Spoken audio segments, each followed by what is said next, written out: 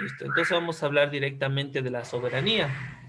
Vemos que la soberanía es uno de los elementos más representativos de un poder del Estado y es el pueblo tan mencionado en los ordenamientos jurídicos que los arrebata y ejerce por medio de los órganos destinados para tal fin. Es decir, es un atributo esencial que el jurista, en este caso Bodin, hace referencia o hace relación al lugar que ocupa el Estado en sí mismo dentro de un conjunto de las organizaciones humanas. Jurídicamente, la soberanía del Estado significa que es el estado máximo de poder dentro de una nación y que se impone a todos los grupos y personas que no existiendo nada por encima de él.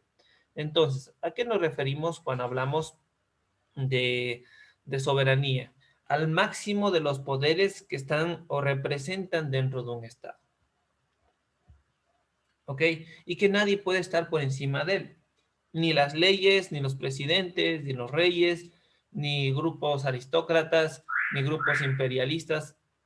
En sí, el Estado tiene un poder que no lo arrebata. Nosotros ya vimos que dentro del Estado ecuatoriano existen 5 poderes: el ejecutivo, legislativo, judicial, el de participación ciudadana y el de el poder electoral. Sí, pero cuando hacemos referencia a la soberanía, hacemos referencia a que ninguno de los poderes, tal cual sea, sobrepasa el poder soberano que tiene un país. Muy bien. Entonces, hablando de la soberanía del Estado, vemos que esta trata de ocuparse de las siguientes materias o de estos siguientes puntos.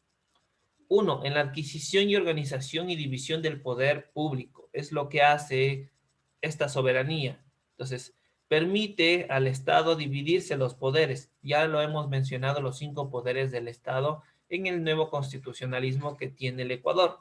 Sí, son los 5: el poder ejecutivo, legislativo, judicial, de participación ciudadana y de el poder electoral que ahorita entró en vigencia, porque por lo general el poder electoral suele estar hibernando un gran tiempo, a veces entre 2 a 3 años o 4 años. Solo se activa cuando existe la necesidad de elegir gobernantes de cualquier índole.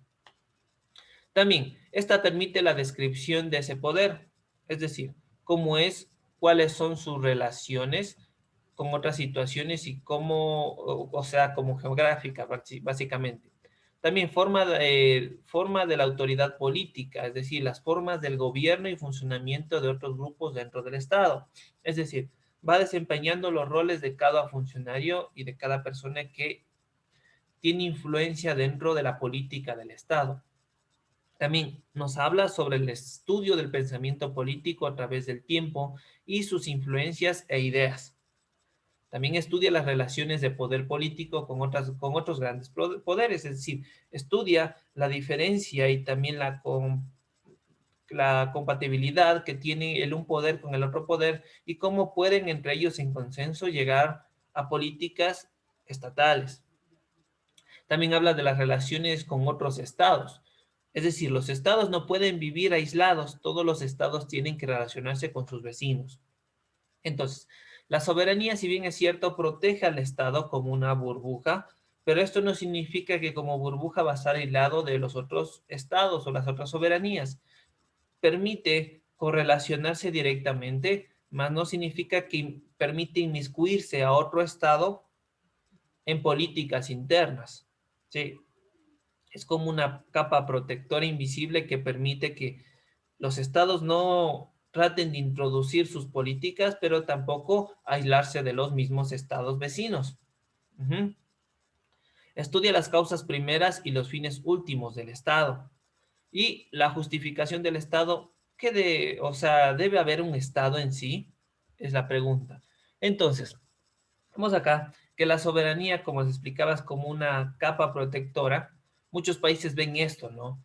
Que así como vecinos países que ustedes ya van a reconocer, que piensan que siempre hoy hay un Estado que quiere inmiscuirse en su país y por eso se vuelven totalmente nacionalistas y no permiten ningún tipo de intromisión, no permiten ningún tipo de acuerdo con otro país, es decir, ponen un bloqueo internacional para que nadie se meta en su política del Estado porque piensan que en otros estados lo van a hacer daño. Y esto de cierta manera es incorrecto. Uno, porque no vivimos en un estado de guerra, no existe un desequilibrio internacional, pero algunos países tienen este miedo de que los otros países se inmiscuyan en sus políticas nacionales. Eso es lo incorrecto. Sí, actualmente el concepto de soberanía es entendido como un poder absoluto y perpetuo, sobre todo en su territorio. Pese a sufrir una serie de limitaciones que ha supuesto una variación considerable en término inicial. Por eso vemos que la soberanía tiene varios límites. Por ejemplo, el iure, ¿sí? ¿Qué es la limitación o es la consecuencia de la incorporación del Estado en una serie de organismos o instancias supranacionales por la que a cambio de ceder parte de su soberanía recibe otras ventajas? Esta limitación tiene su carácter voluntario, es decir, son los propios estados quienes asumen libremente o por medio de tratados o convenciones. Es decir, dentro de la comunidad internacional pueden llegar a hacer tratos internos, ¿sí? Con otros países.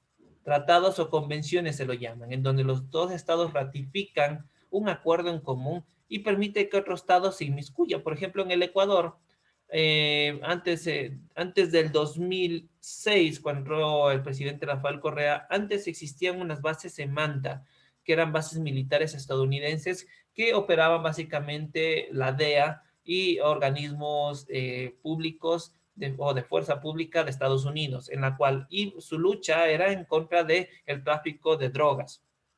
Sí, es decir, el Estado soberano estaba cediendo parte de su territorio a otro Estado para que ayude en ciertas situaciones de conflicto internacional. Estos son el iure, ¿sí? Son ciertas libertades que puede dar a un país mediante tratados y convenciones, cuando están los dos de acuerdo. El facto son aquellas limitaciones derivadas de los desequilibrios del poder existentes en cada instante histórico. ¿Sí? Entonces, estas limitaciones vemos que aparecen cuando existen algún conflicto más que todo bélico.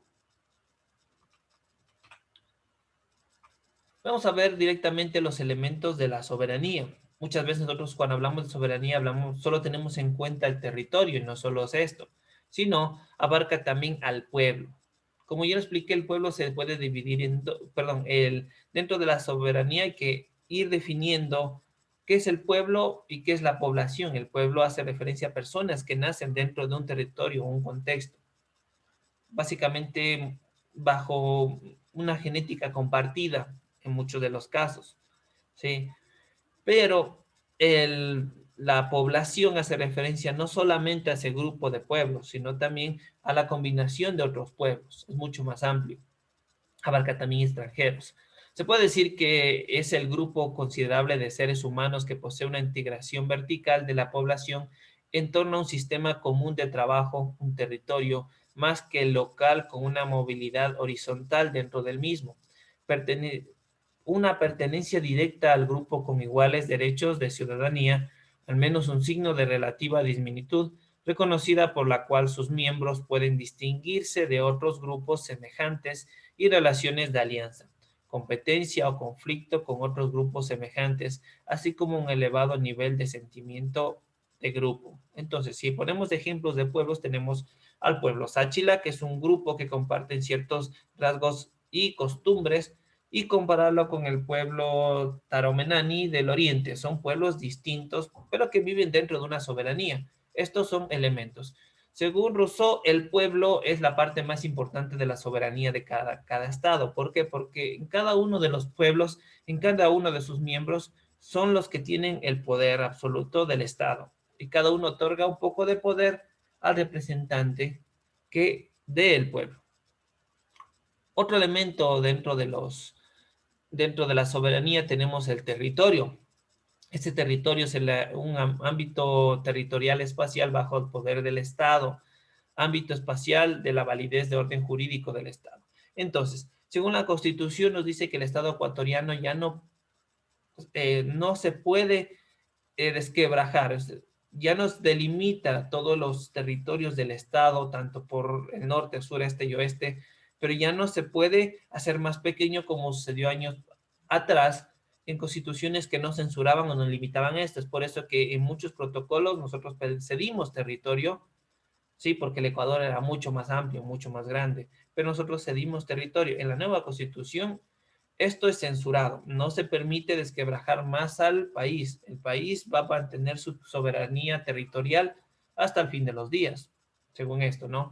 Y también en los elementos tenemos el poder. Hace referencia al orden jurídico al que está sometido la persona que está a cargo del Estado. En otras palabras, su carácter soberano. Es la propiedad de los poderes del gobierno o de otra manera que se caracteriza a un Estado. Es disponer de unos poderes, de unos derechos materiales, tales como los derechos de legislación, reglamentación, por ejemplo, de la policía, de la justicia, de la acuñación de la moneda, el derecho de punición y de mantener un ejército. Es el derecho que tienen los poderes del Estado como tal, por ejemplo, el de realizar estatutos, tratados, el de realizar leyes, derogar leyes, el de modificar estas leyes, el de poner estado de excepción, que lo puede hacer el presidente, aunque sean anticonstitucional, como lo hemos visto que pasó el 27 de diciembre con el último decreto. Estos poderes, sí, hacen de referencia a, al poder del Estado que tiene como tal. Denme un segundito. Ya. Listo. Hablando del reconocimiento de la soberanía del Estado, vemos que el Estado es un acto por el cual los demás estados declaran que tratarán a un conglomerado determinado como un Estado que reconoce la calidad de tal. De allí que las consecuencias son: el nuevo Estado adquiere derechos frente a la comunidad internacional y la admisión al nuevo Estado a la sociedad internacional. Es decir, nosotros pertenecemos a una comunidad internacional como Estado ecuatoriano. Dentro de la Organización de Naciones Unidas, pertenecemos a una comunidad internacional porque estamos basados dentro de Estado, dentro de tratados y estatutos. Sí, como por ejemplo el más importante, el de la Declaración de Derechos Humanos. Nosotros pertenecemos porque hemos firmado y hemos legislado sobre aquello. Y todas nuestras leyes se basan en esos tratados internacionales. ¿Ok? Y ellos nos reconocen como un país soberano. Vamos a hablar de la teoría del reconocimiento como acto político. Vemos que esa teoría atribuye al reconocimiento de las características del acto individual en cuanto cada Estado puede reconocer por su propia cuenta sin tener en cuenta la actitud de las demás, ser un acto discrecional, es decir, la expresión de la voluntad soberana. Este acto puede tener distintas modalidades como el reconocimiento condicional y acreedor y atributivo. Algo muy importante dentro de la comunidad internacional, aparte de reconocernos nosotros como un Estado soberano, permite a otros estados, sí, no permite a los otros estados se inmiscuyan en políticas de dicho Estado o de otros estados. Ejemplo, no permiten que Estados Unidos, como país grande, poderoso, se inmiscuya en políticas del Estado ecuatoriano. Está prohibido, está censurado, pero se puede inmiscuir siempre y cuando existan tratados de parte y parte. Bien, listo.